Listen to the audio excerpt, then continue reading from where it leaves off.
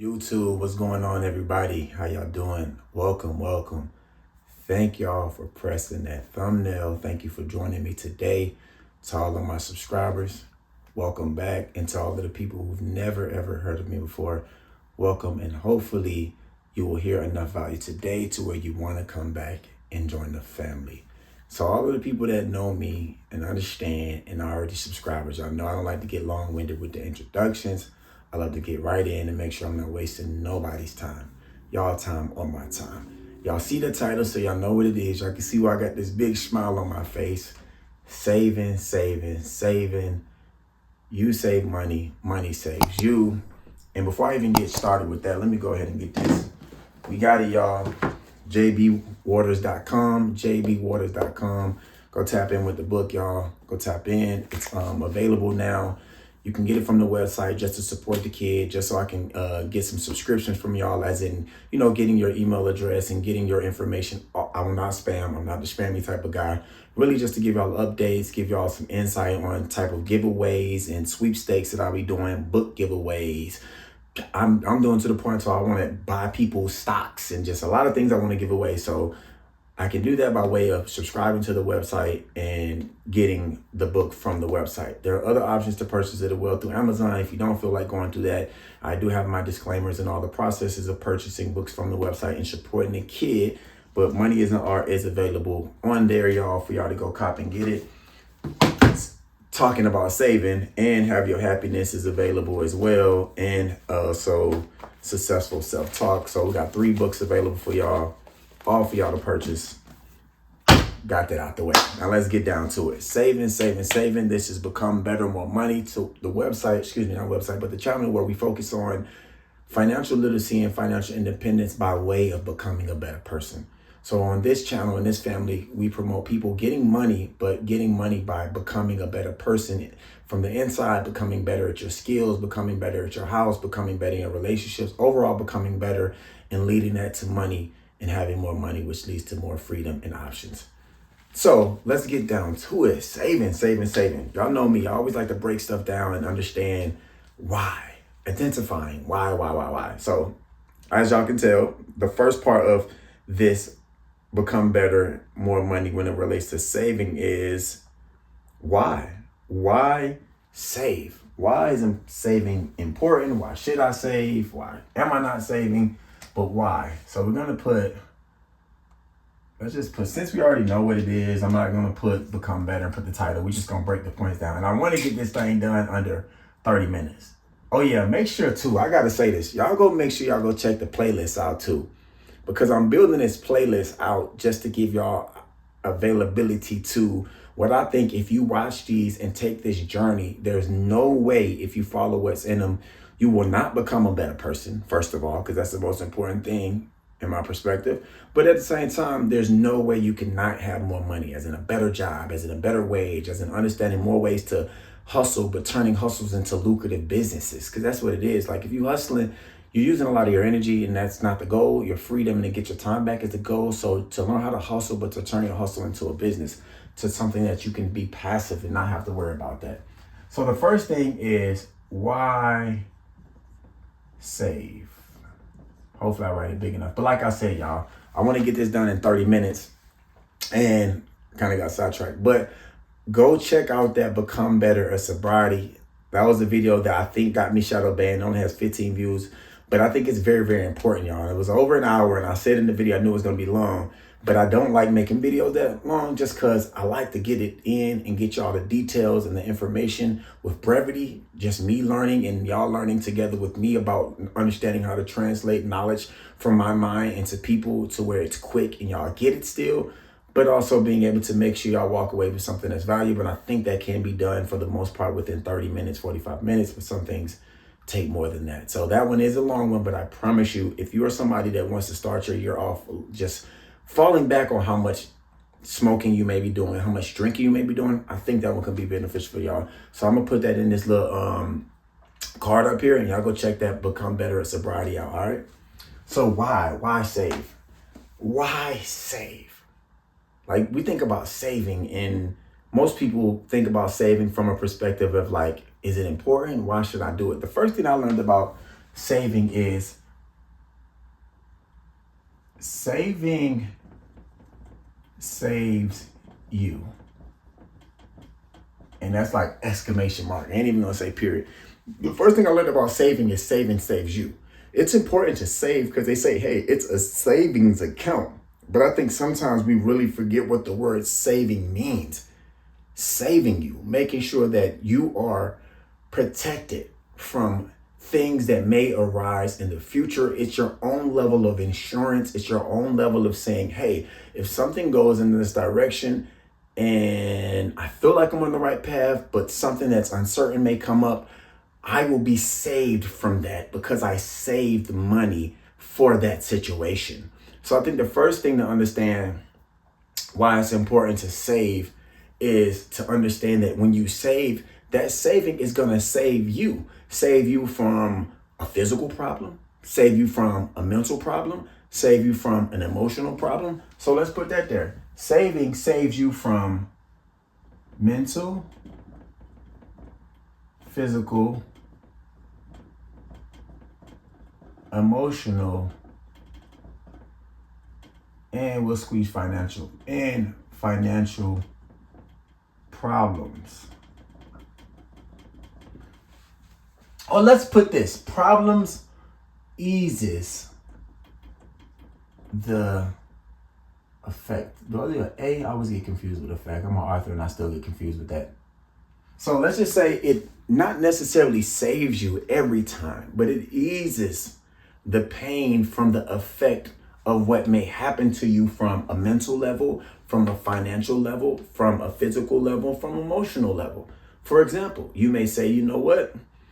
I saved enough money, so if I ever want to put money aside for making sure that I will be able to go to a chiropractor. And it's like, think about it. The saving concept is one of the most forward-thinking concepts that you can embed within your life and that you can implement within your life. Prime example, I want to be able to save my future body from any ailments that it may have from a bone structural perspective. Let's start saving money, which you can create a fund. So we'll put fund too. So saving equals fund. So, because a lot of times, and y'all go check out that Becoming Better at Budgeting too. So we'll put fund here. So saving equals fund. So you can create a fund strictly for your chiropractic appointments that you may have. Let's say you have insurance. I'm going to make a whole nother video about the top things that I think you should have by a certain age.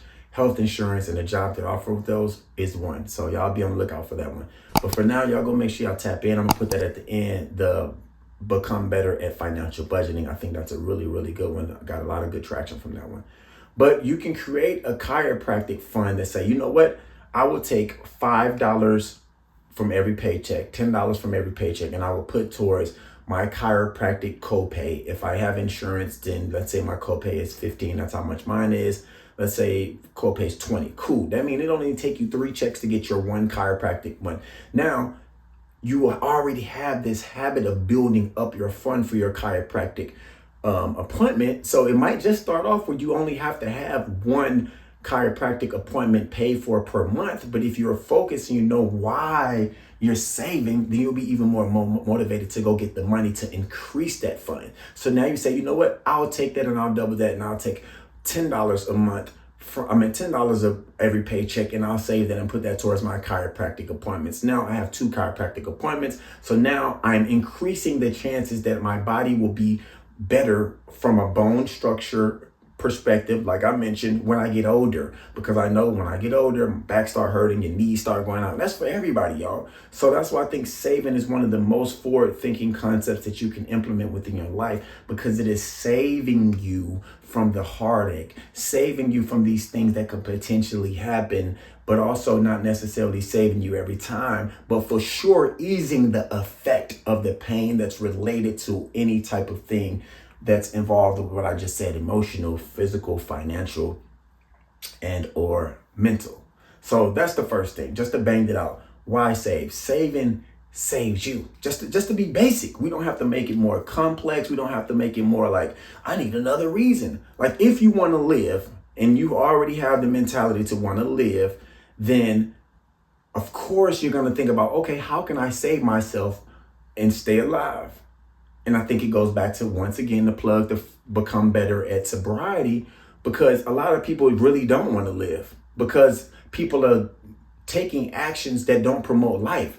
You're smoking, that's not promoting life because you're doing the opposite of what your lungs are supposed to do. You're drinking, that doesn't promote life. That you're doing the opposite of what your liver is supposed to do. You're doing drugs, that doesn't promote life. You're doing the opposite of what your brain is supposed to do. So a lot of times people don't understand saving, because saving is made for those that want to live. And if you're not making choices that promote you wanting to live, of course you're not going to understand the concept of saving money. So please understand the main reason to save and why you should save is because saving at the end of the day is designed to save you. So the second thing that I feel is important about saving is this concept that people come up with, and they say, I don't have enough. I don't have enough to save. My bad. Why am I saying it like that, y'all? I'm trying for real. My bad. I wrote that wrong. All right, people come up. I don't have enough. And not too much on my net too. Y'all might go get the back of that net lined up too. I don't have enough. I'm so goofy right now. Why am I so goofy? Excuse me. I don't have enough. Let's just put enough. It looks sloppy, but there we go. I'm gonna put exclamation mark on that too, because people be going with that one. I don't have enough. I don't have enough. There's another video that I made, and I'll put that at the end, about being able to not get finessed by the sales. The sales. Oh, there's a sale. Buy one, get one free. Oh, normally I would get one of these, but since it's half off, let me get two. No, how about you just get the one you were going to get and then save the money? See, people don't realize that you saying you don't have enough is an excuse, because if there's other things that you're spending your money on, that means that enough is going into that thing. So the one thing I want people to get over with the I don't have enough is, you don't have enough because you're not making a way. And most likely, if you treat one thing in one way in your life, you treat all things that way. And you have to start realizing that the money is available for most people, one, that live in America, and then two, people that live within a certain economical landscape in society, whether you're in America, whether you're in Germany, whether you're in Spain, whether you're in Italy, whether you're in Japan, whether you're in China. Like, it depends from an economical standpoint, but also from a government side too, because shouts out to all those people that are living in those worlds that are more of a dictatorship, and understanding that you don't have as much freedom and liberation, and you don't live in a systematic economic system that is a market system, and it's more of a government-based system. So for those people, unfortunately, they don't have as much opportunities. But for us Americans, and y'all, let me know where y'all at too, man. Make sure y'all like and subscribe, but let me know where y'all at, where y'all from in the comments. I really want to connect on y'all and y'all locations in the world. But if you are American, you have that option to say, you know what? I have $10. I know this thing that I want costs $12. So I'm gonna wait to get it so I can have the 12. Or you can say, you know what? I'll just go try to find a cheaper version of that and I'll save the 5. So it's all about the levers that you're willing to pull with the money that you have. The not having enough is really just an excuse for people thinking, oh, I don't have enough money to save. I only make this much. Okay, so once again, it goes back to the financial budgeting video. Do you know your numbers? Do you know your numbers? Like it says in my book here, know the numbers. Know the numbers. I think that's the second principle that we put in here, not to plug the book, but to plug the book, because it's so real. Most people talk about the things they do. You have to know the numbers, y'all. Know your numbers. And just to give y'all more insight on what this picture is, this is an abacus, but it's also a calculator. So in this drawing that I drew to illustrate this part of the book, it's an abacus and a calculator, and both of those are designed to calculate and know the numbers. Most people talk about them not having enough to save, but they don't know the numbers. And I said this before in my financial budgeting, become better at financial budgeting video. If somebody asks me where every penny went for the last 2 years, I guarantee you I can tell you. Are you that confident? Are you that confident if somebody asks you, where'd you spend your last funds or expenses in the last 2 years? Can you show me your expenses for the last 2 years? And you can show them down to the penny. I can show you down to the penny, y'all. To every amount of cash that I did have out that wasn't digitally transacted, which it was because I either take it from the bank, every penny. So you have to understand, if you don't know the numbers, then of course you're going to think that you don't have enough to save. Of course you're going to think. So let's just put that there. I don't have enough to save. I don't have enough. So let's just say, to mitigate that, you need to know the numbers. Know the numbers. And in the book, there's the first sub-core principle. The first sub-core principle is know the financial transaction. Know the numbers on all the financial transactions. So for every financial transaction you make, you need to have that accounted for, and you need to know the number. Whether that's going out to buy a stick of fucking gum, whether that's going out to buy a case of beer, whether that's going out on a date, no matter what it is, every financial transaction, you need to know the number. So then you understand something that's super important when it comes to this thing about I don't have enough, is you need to have an idea of, and knowing the number will lead you to insight on your discretionary income.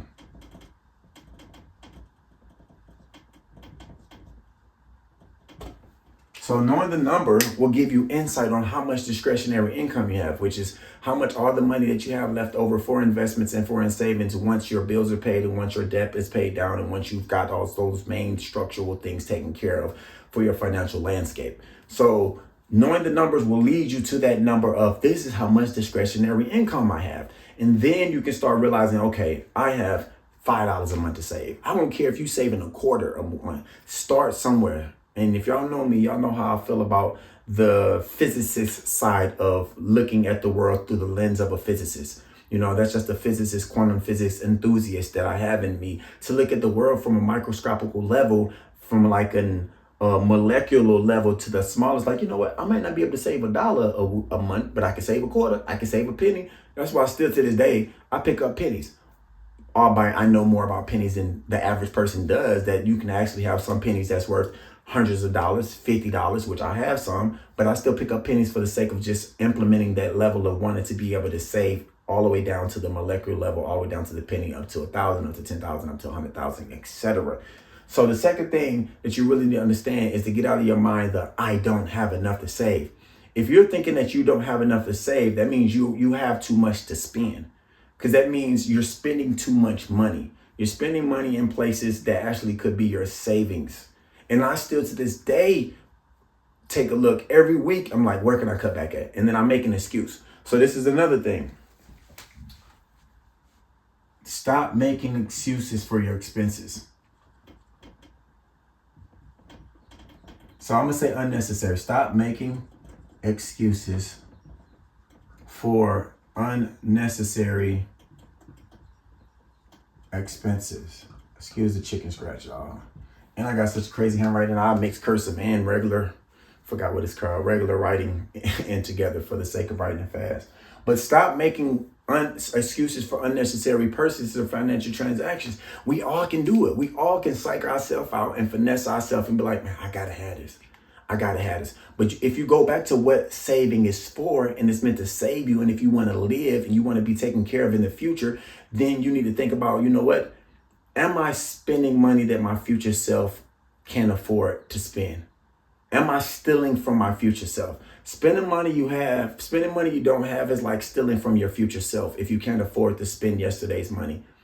If you can't afford to spend yesterday's money, then stealing from your future self is stealing money that you don't have. And at the end of the day, you will constantly be in a rat race and you'll be going in a circle, constantly in a circle. Like, how do I catch higher? And I still fight that. I still fight the urge to want to spend money that hasn't been doubled up at least.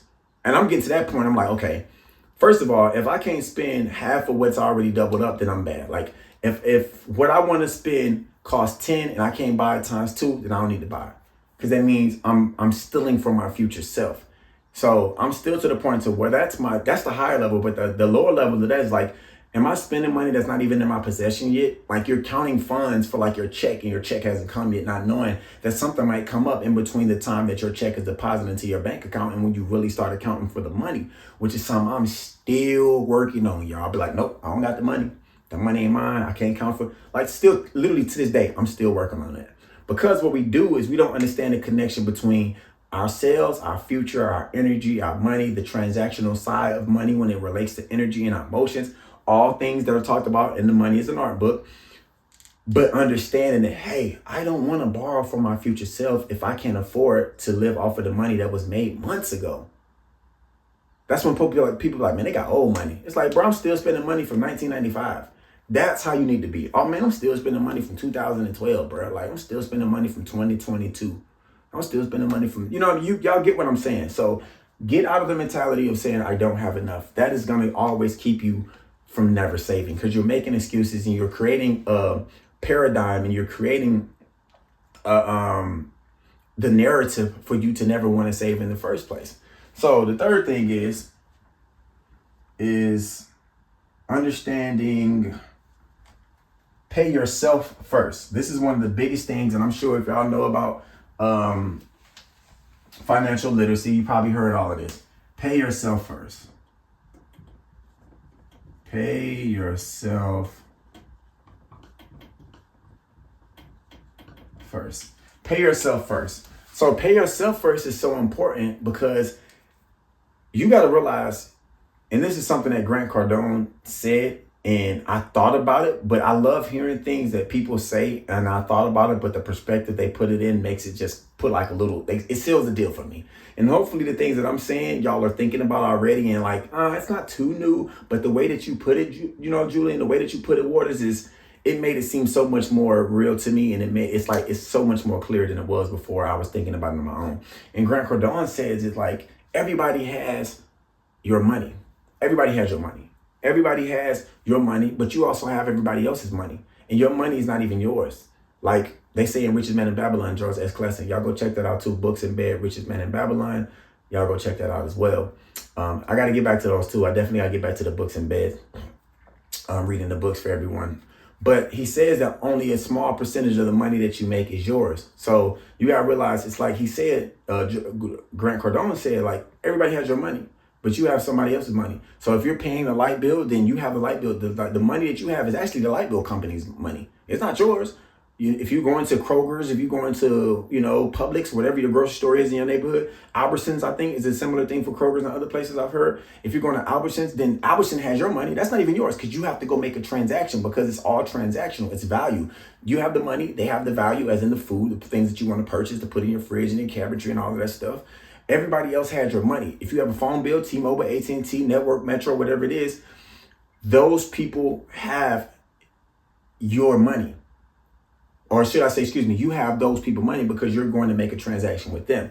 So if your money is everybody else's, when is any of your money ever yours? If your money is everybody else's money, all the people that you have to pay out to, when will your money ever be yours? Your money will only ever be yours when you take the step to pay yourself first, as soon as you get the money, before you pay everybody else. Before you pay T-Mobile, before you pay Albertson, before you pay the car note, before you pay your rent. Literally, and it might sound scary, but you have to get to the point to where you can pay a certain amount to where you feel like, that's cool. My rent was $1,500, $2,000, $2,500, $3,000, $3,500, and I'm naming Atlanta prices, the major city prices. Hopefully y'all ain't going through that, but if you is, hopefully you can do that how you want to and live the life that you deserve. Basically, y'all paying off that high ass rent or mortgage. But you can be like, you know what? I can't afford to pay myself $1,000, but before I pay my rent, I'm gonna make sure I pay myself $10 and just get that habit in, y'all. Lock that habit in. $5. I'm talking about, I'm $5, $10 shawty for real, boy. All my investments are $5 to $10. All my savings are $5 to $10. And I have more money than that, but I make sure I keep that foundational level of 5 to 10, so I never not get out the habit of doing what needs to be done, which is saving, so I can save myself because it's saving me. So I think that's the first thing you need to get in the habit to, of paying yourself first. And the goal to do that and realizing that is that you have everyone, let me put this, not you have, let's just put it like this. Your money is everyone else's.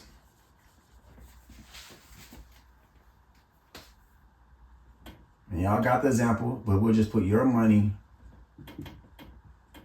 is everyone else's. So your money is everyone else's money.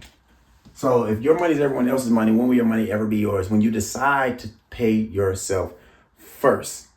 When you decide to pay yourself first, that's when you will understand that your money is yours. So don't worry about, man, and the good thing to do is pay an amount that you're comfortable with paying. Pay yourself an insulting amount. The exact same way I said with become better at reading books. Picking an insulting goal. Pay yourself an insulting amount. So even if you're like, you know what, I'm only going to pay myself from my savings $1 a week. $1 a day, $7 a week. If that's an insulting amount, you're like, man, that's nothing. Then do it, because that $7 a week, if you don't save it, it's going to go somewhere, y'all. It's energy. Energy has to go somewhere. We just think, oh, if I don't do nothing, nothing going to happen. No. If you don't do nothing, doing nothing is still something. Doing nothing doesn't exist. Doing nothing is still doing something, because you're not doing another thing that you could be doing. So doing nothing is still doing something.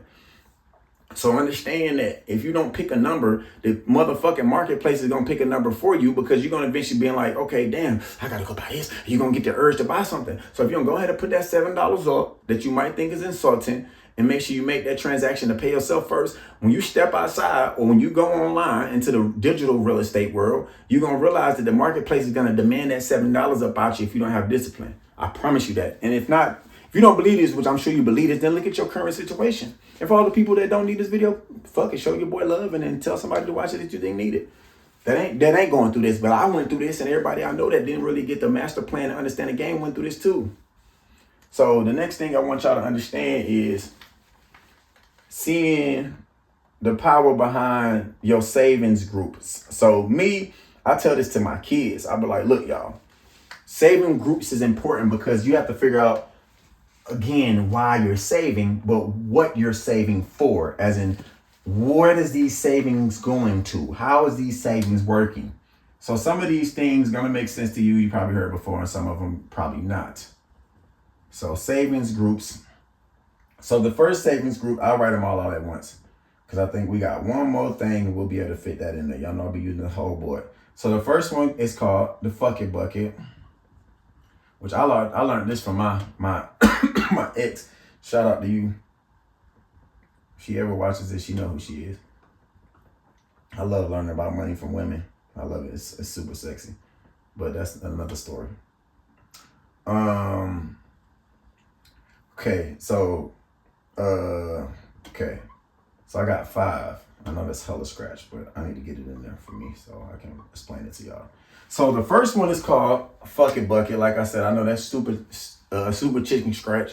But the first one's called a fuck it bucket. And the fuck it bucket, a lot of people understand this and get this, who understand financial literacy. But a fuck it bucket is the money that you save if you want to just say fuck it to anything. If you want to say fuck a relationship and you've been living with your girlfriend, y'all been playing house for a couple of years and the relationship going sideways, and you're like, man, I'm just holding on because we got to stay together because the rent expensive as hell. We all adults, and I'm sure plenty of y'all have went through this.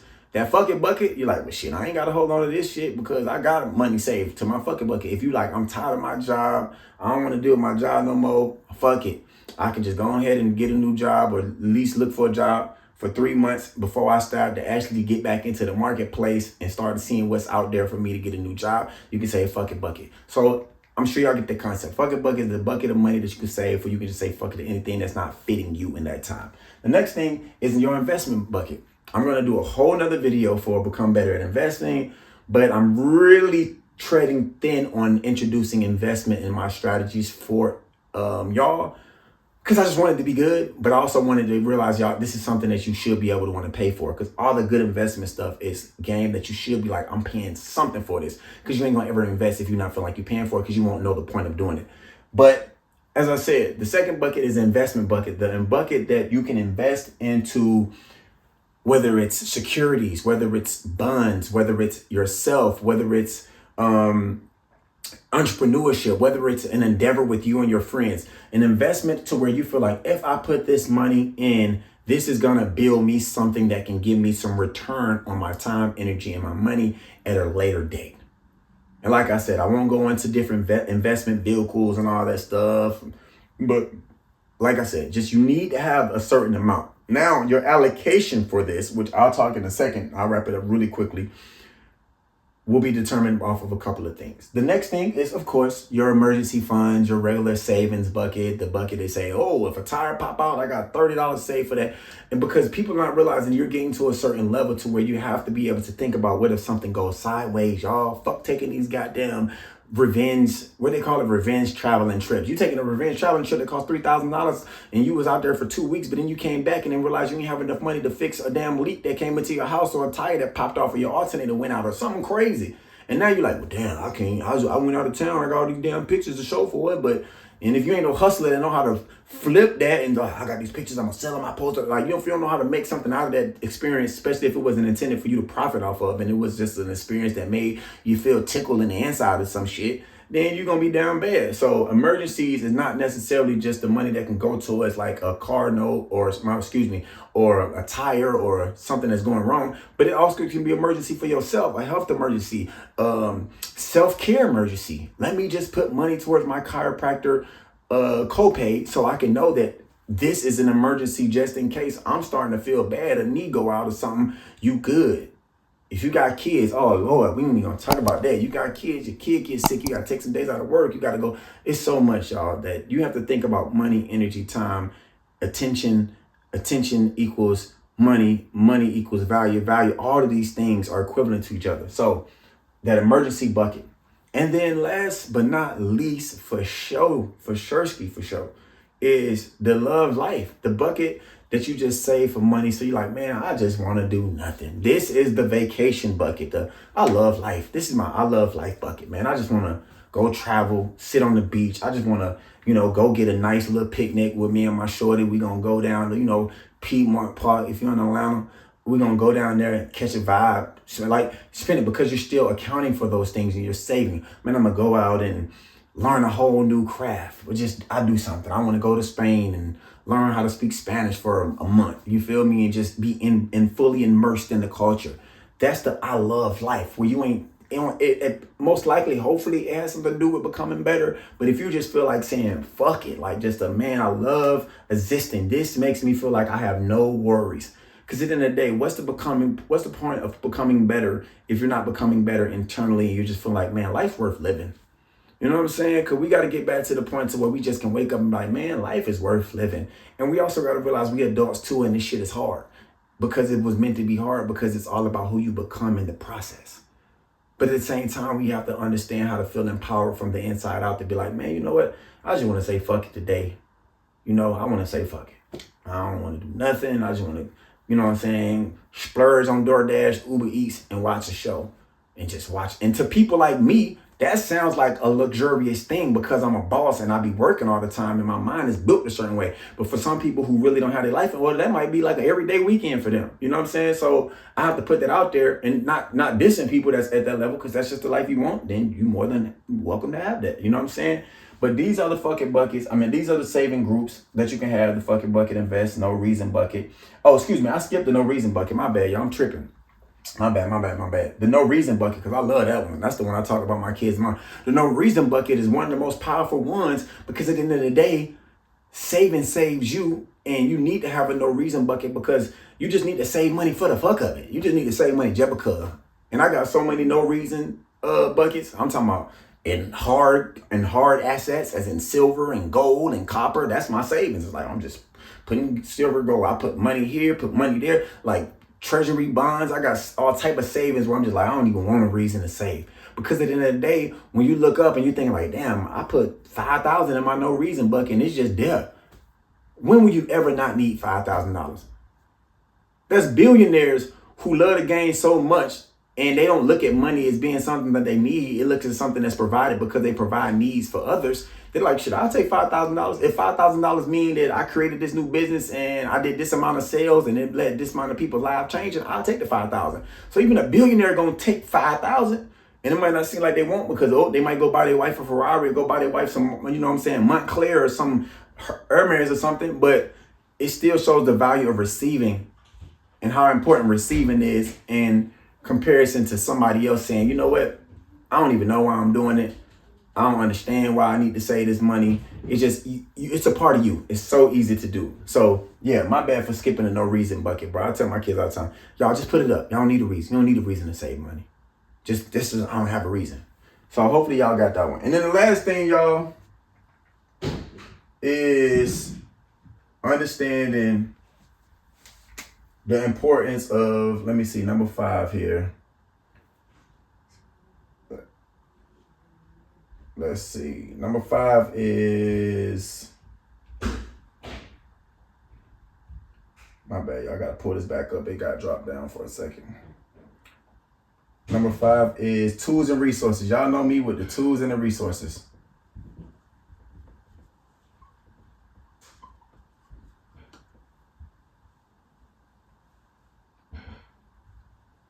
Mikey!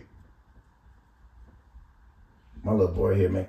Poppy, stop with all that. I'm recording right now. I don't want to hear all that in the background. Yeah, my little boy here, y'all. So he all the way on the other side of the house. I can hear all that stuff. I don't want to be in the camera. So this is just some tools and resources I got available for y'all, and a couple of things that I think is important. And when I get to my investment one, I will implement more things to do. So we got debt, human. We got the high yield savings account, and then we got. And I know y'all probably ain't gonna be serious, but I'll put it down for y'all. Certificate bonds, and then we got regular bonds. So these are just a couple of things that I want y'all to see here. So let's go in here. We'll just look them up right now. See it available. And then these are just a couple of websites that y'all can go to, and some things to look at. And the important part about it is, and I put brick and mortar down. I just put brick for the sake of writing. But the first thing that I want y'all to do is try to find a high yield savings account. So we'll just go in here, high yield savings account. I use Ally, but you can easily, I want y'all to understand the power of Google, which I think most people do. It's all about how you're using it. It's a tool, but how you use it is what makes it a difference. So you can say best high yield savings account right here. And I guarantee you, it's going to show you some ones that I'm familiar with. So high yields, Capital One, Money Market. Okay, these are some cool ones. Brio, Lending Club. Lending Club is pretty good. Let's go back here. Let's go back up. Let's see, sponsor, Nerd Wallet. See, SoFi, they got you at a 3.8. American Express is the 3.8. And you got to look at the APY. So that's annual percentage yield. How much you're getting back on your money. Capital One, 3.7. Okay, so these are all just different ones. So y'all can just go through here and look at the process. But the first thing you need to do first is make sure that your money is sitting in a high yield savings account. And what I'll do is, let's go here. Let's see where Ally's at. Because another thing you need to do is go into your bank account, wherever you have your savings in, you can call them or you can Google and you can say, how much of a yield am I getting from my savings? Most likely that thing gonna say 0.01. Not even 10, it's not even giving you 10%, it's giving you 1%. So not even, sorry, my bad, it's not even giving you 1%. So you think about that, 0.01 is what most people yields give them. So let's see here. So if you go to Ally, Google Action. See, Ally right now is at 3.8%, like a lot of them. And they drop. And it really depends on the interest rate that the government and the Fed funds are giving and inflation. And if people are not putting their money in the securities. So if people are not putting their money in stocks, which more or less over a 20-year time horizon gives you 8 to 10%, and stocks are down and interest rates are really high, then banks will encourage you to put your money in a bank because then they can give you a lot more interest on your money, which is around 3.8 currently. But I didn't see banks go from 1.5 all the way up to 3.8, all the way up to 4.2. It actually went down in the last 3 years. And I'm telling a lot of my comrades, hey, put your money here, put your money here, put your money here, because it changes based off of the rates that I just gave y'all. So as y'all can see here, I'm in Ally. Let me get out there. That's enough of what I feel like y'all should get an idea. So we're going to go back here. We'll stop that. And another thing I want y'all to do is understand the power of seeing different CDs, certificate deposit of certificates. So let's see, deposit of certificates here for you, and understand the power of a deposit of certificate. So these are just good places to have your money. But before I get to deposit of certificate, excuse me, I want y'all to understand the importance of having a online, because most of the high yield savings accounts are online. So I need you to be able to have an online banking system, but also a brick and mortar, as in a bank you can actually go into too. Most people's banks that you can go into won't give you a high yield saving account. But if you're somebody who's just like, man, I don't want to pay y'all $5 for this low ass saving account, go in there and negotiate and be like, you know what, man, I've been with y'all for this many years. Can y'all please just go ahead and stop making me pay $5 for this low ass savings account, or I change? Me, I really don't care about $5. That really ain't really hurting. I might just do it for the sake of just saying, hey, I did it, y'all. Y'all can go do it too.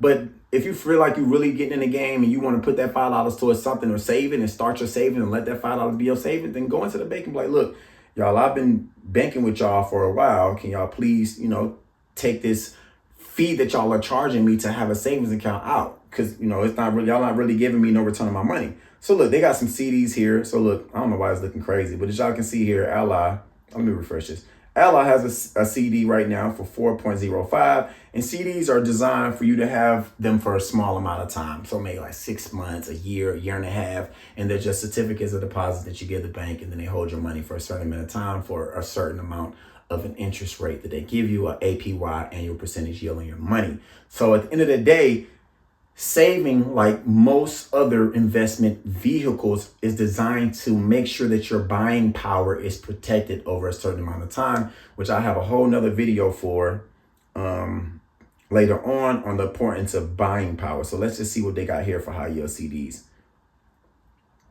I don't know why I got my phone on the VP and everything. See, Discover 3.8 APY. What is this on a CD? Let's see, is this a CD? 4.25 Healthcare Bank on the APY. And these are all CDs. Yep. So as you can see, if you're around like 3.8 to 4.25, 4.5, that's pretty high compared to, like I said, I hope everybody can go into their bank online or in the brick and mortar, call and see, hey, what is my APY on my savings account? Most people don't even access. They're putting money in the savings and they're not getting shit. So first challenge, just call your bank, Google, and say, hey, how much is the APY on my savings account? That's literally all you have to ask them. How much is the APY on my savings account? And your mind will be fucking blown. So I don't want to have to go through all of this for the sake of time, but as y'all can see here, I'm showing y'all through this. These are 4.7, 4.17. I gave y'all the number that's shitty. Most people are getting 0.01, 0.03-ish. So you can see the difference between 0.01 and 4.17 percentage. Way big difference, y'all. So those are the things, the tools and the resources that y'all can utilize. Down here, I put bonds. Bonds is just another thing that you can look at if you want to be able to understand bonds. And for the sake of time, I want to close this up with y'all. I'll show y'all. Y'all can go to, I don't think they're going to have nothing. You can go order some bonds from Treasury Direct. I've talked about this with comrades before. Let's see. Let's go here. So if you go to treasurydirect.com, I just put treasurydirect.gov, and then as you see there, it gives you a few things. Saving bonds, today's rate, Series EE savings bond 2.60, still more than your 0.03. And there's different things that you have to understand when it comes to how to get these set up. Like I said, I'll do a different video when it comes to just investing, but these are your options. Just look at the numbers, look at the percentage, look at the APY. That's the only thing you need to be focused on. Wow, if I'm getting 0.03, 0.04-ish on my savings accounts, then this 3.11, this 4.50, 4.25 is crazy. So that's the thing I want y'all to focus on, y'all, to really understand where your money is sitting when it's not doing nothing, which it should always be doing something. The wealthy people don't have a penny that's not doing anything. So understand that your money needs to constantly be doing something. And if it's growing in a savings account, it's growing, it's currency, it's flowing. Money likes to move, likes to flow. So just to wrap this up like I do, y'all, wrap it up, put a little bow on the top of cajita, is understand the most important thing is why save. Why save? Saving saves you. You don't need no deep, long explanation. It saves you from all the things that we talked about before: mental, physical, financial, emotional heartaches, and it eases the pain of those things. Second thing is, I don't have enough money. Stop saying that you don't have enough money. Know your numbers. Once you know your numbers, you actually understand how much discretionary income you have available, which also gives you the mentality to say, stop making excuses for transactions that you don't need to make. Stop making excuses for bills that you have that you don't need to have. Third thing, pay yourself first. If everybody else has your money because you're paying them to get the service that you want, whether that's a light bill, phone bill, whether that's grocery store, when will you ever get your own money? The only time you will ever get your money is when you make your money yours by paying yourself first. Fourth thing, understand these saving groups. These are the things that you can actually save for. Saving groups, fuck it, bucket. Just when you want to say fuck it to anything, you have enough money saved for that. Investments, understanding how to protect your buying power. Then no reason bucket. You don't need a reason to save at all. Just save for the sake of saving. Then you have emergencies that are physical, emergencies that are mental, emergencies when times get rough and a tire may pop and you need to go fix the alternator in your car. And then love life, just an amount of money that you can have for when you're like, you know what? I just want to be able to live life and feel like life is worth living. All right, y'all. And y'all make sure y'all understand this. Pay attention. Tools and resources. Just look at the number. I just mentioned all the tools and resources. Don't worry about the way that they're made and how you have to go about it and things you need to get done. But just pay attention to the tools and the resources available that I've shown here, and just do your own due diligence, like we like to say in the investment financial world. And I promise you, you will walk out of this understanding that saving is important and how it can save your life and lead you to becoming better and having more money at the end of the day. Thank y'all. Y'all make sure y'all go subscribe, share, and it's caring. When you can, you share. Y'all go make sure y'all tap into it, jbwaters.com. I got a whole bunch of fun stuff lined up, man. Like I said, giveaways, sweepstakes, a lot of different things, book signings, a lot of different things I want y'all to have access to. Also have a course coming up too. And people that are actually getting the book will get a crazy discount on the course. And it's going to be a breakdown of how money is an art and the way to be able to change the way your financial landscape is. So y'all remember to stay well, be conscious, and write your will into existence. Love.